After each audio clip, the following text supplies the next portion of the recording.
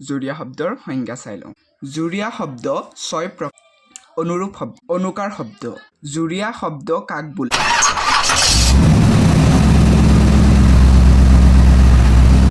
নমস্কাৰ বন্ধুসকল, আপোনালোক সকলোকে মোৰ ইউটিউব চেনেলৰ দ্বিতীয়টো ভিডিঅ'লৈ স্বাগতম জনাইছোঁ। আজি আমি অসমীয়া ব্যাকৰণৰ এটা অতি গুৰুত্বপূৰ্ণ বিষয় জুৰীয়া শব্দৰ বিষয়ে আলোচনা কৰিম। আহক তেন্তে ভিডিঅ'টো আৰম্ভ কৰোঁ। প্ৰথমতে আহক আমি জুৰীয়া শব্দৰ সংজ্ঞা চাই লওঁ। ব্যাপকতা, পাৰস্পৰিকতা, পৌনঃপুনিকতা, অপূৰ্ণতা আদি ভাৱ বুজাবলৈ যোৰা যোৰাকৈ যি শব্দ ব্যৱহাৰ কৰা হয় তাকে জুৰীয়া শব্দ বোলে। জুৰীয়া শব্দ 6 প্ৰকাৰৰ। ধনাত্মক জুৰীয়া শব্দ জীৱ-জন্তু বা পদাৰ্থৰ বাহ্যিকতা, কাৰ্য বা পৰিৱেশৰ চিত্ৰ দাঙি ধৰা অনুকাৰ জুৰীয়া শব্দবোৰক ধনাত্মক জুৰীয়া শব্দ বোলে, যেনে কা কা, টং টং, কুচ কুচ আদি। অনুৰূপ জুৰীয়া শব্দ বস্তুৰ কথা বা পদাৰ্থক অথবা সমপৰ্যায়ৰ শব্দ বুজাবলৈ যিবোৰ অনুৰূপ শব্দ ব্যৱহাৰ কৰা হয় তাকে অনুৰূপ জুৰীয়া শব্দ বোলে, যেনে টকা চকা, পা পইচা আদি।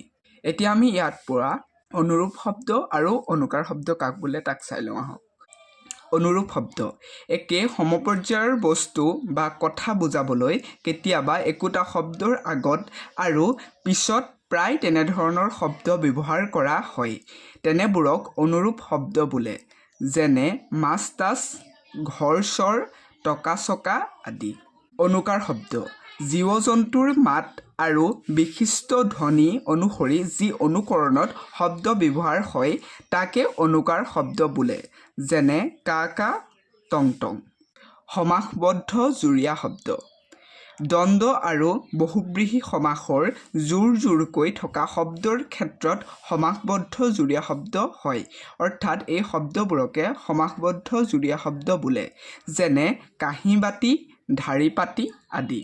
সমাৰ্থবাচক জুৰীয়া শব্দ কেতিয়াবা অৰ্থবিস্তাৰ অৰ্থাৎ উক্ত বস্তুটোৰ বাহিৰেও আন এটা বস্তুৰ জোৰ বুজাবলৈ ব্যৱহাৰ কৰা শব্দকে সমাৰ্থবাচক জুৰীয়া শব্দ বোলে, যেনে চিঠি পত্ৰ, বন্ধু বান্ধৱ, মাথা মুণ্ড আদি। জুৰীয়া শব্দৰ পঞ্চমটো প্ৰকাৰ হৈছে দ্বিৰূক্ত জুৰীয়া শব্দ। বিভিন্ন অৰ্থ বা বিভিন্ন কাৰণত একোটা শব্দ দুবাৰকৈ ব্যৱহাৰ কৰাকে দ্বিৰূক্ত জুৰীয়া শব্দ বোলে, যেনে কথাই কথাই, গাড়ীয়ে গাড়ীয়ে, চাওঁতে চাওঁতে, ৰঙা ৰঙা, কাৰ কাৰ আদি। জুৰীয়া শব্দৰ 6 নম্বৰটো প্ৰকাৰ হৈছে দ্বিধাবোধক জুৰীয়া শব্দ। মনৰ দ্বিধাবোধ বা অস্থিৰতাক বুজাবলৈ ব্যৱহাৰ কৰা শব্দকে দ্বিধাবোধক জুৰীয়া শব্দ বোলে, যেনে পঢ়ো নপঢ়ো, ভয়ে ভয়ে, যাওঁ নাযাওঁ আদি। জুৰীয়া শব্দৰ 6টা প্ৰকাৰ এয়াই। এতিয়া আমি এই জুৰীয়া শব্দৰ ওপৰত অহা কুৱেশ্যনটোৰ বিষয়ে আলোচনা কৰোঁ।